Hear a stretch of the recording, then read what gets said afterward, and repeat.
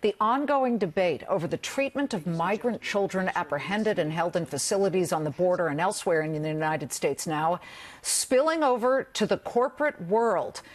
That spillover is happening at companies whose stocks you might own. We need to get to Microsoft. At this hour, some 300 programmers are threatening to leave Microsoft unless the tech giant drops its contract with the U.S. Immigration and Customs Enforcement Agency known as ICE. These programmers are some of the same coders who were skeptical of Microsoft's decision over the past 2 weeks to acquire programming platform GitHub for $7.5 billion back in early June. Microsoft had proudly announced even earlier this year that it had landed the contract with ICE to, quote, deliver such services as cloud-based identity and access in order to help employees make more informed decisions more quickly.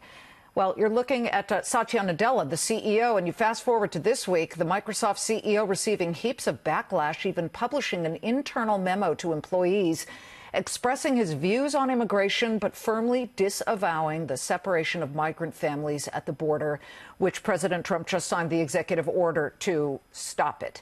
To Deirdre Bolton in the newsroom. Deirdre, Microsoft is down, but just under 1%. This is a stock that's up more than 40% this year, but clearly this is starting to affect companies, and as a business network, that's our story. That is our story, Liz. And basically, these coders have put Microsoft in the place of having to make a business decision because they are threatening mutiny.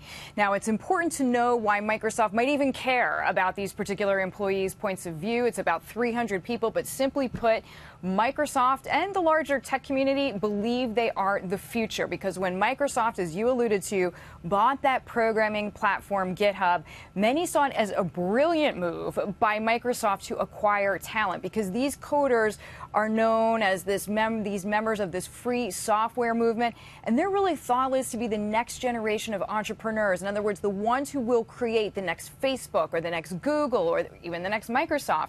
So when they wrote this open letter, Microsoft's CEO and Microsoft's president both responded. But this letter, more than 300 employees published internally and then in the New York Times. I want to read you part of it because it's very strong language. We call on Microsoft to end its relationship with ICE and any federal agencies engaged in enforcing the cruel policies of this administration, which is destroying families and jailing asylum seekers, undocumented long-term residents, and even naturalized citizens under the threat of deportation. If Microsoft does not address this, we will simply take our projects elsewhere. So Microsoft CEO Satya Nadella, Microsoft's president Brad Smith both responded. I'm just going to read you part of Satya Nadella's response. I want to be clear. Microsoft is not working with the U.S. government on any projects related to separating children from their families at the border. Our current cloud engagement with U.S. Immigration and Customs Enforcement ICE is supporting legacy mail, calendar, messaging, and document management workloads. But many from GitHub, Liz, they're dissatisfied with that statement because they say that Microsoft has been supplying ICE with its Azure cloud services to include deep learning capabilities and accelerate facial recognition and identification, and since the beginning of the year. So our sources say the GitHub coders are most concerned that CEO or the president did not specifically address facial recognition capabilities, and they tell me that this is the most ethically concerning piece of the puzzle to them. Liz, it's worth noting if Microsoft were to drop its contact with the government, Amazon, Google are really the two other big companies that have this same kind of cloud power, big data power.